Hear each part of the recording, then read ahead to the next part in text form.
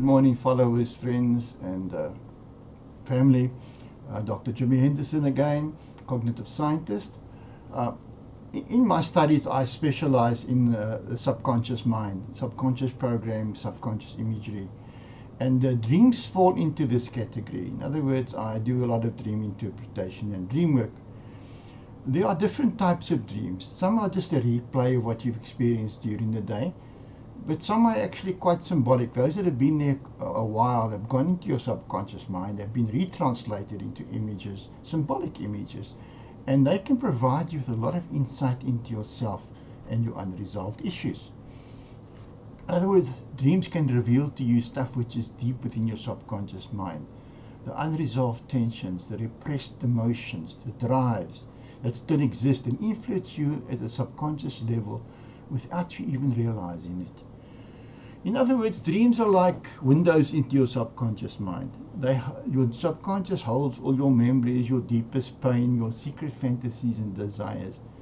And by revealing this to you during dreams, they can be seen as a form of inner communication.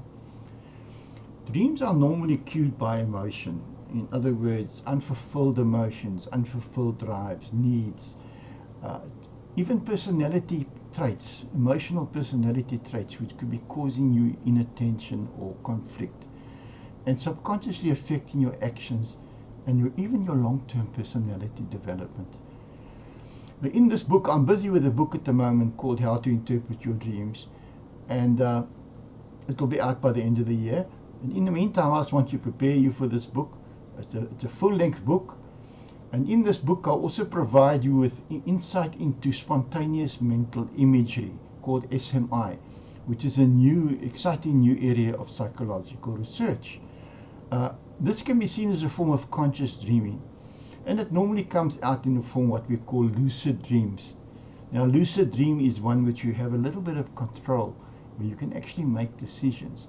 And in this way, you can actually work with them to develop some parts of your personality.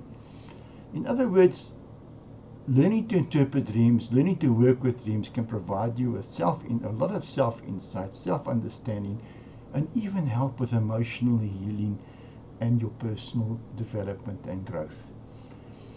In the meantime, have a look at my website, www.discoveringyourself.co.za, and there are a lot of other books there which I've written which can also help you with your development and self-help in the meantime. Thank you.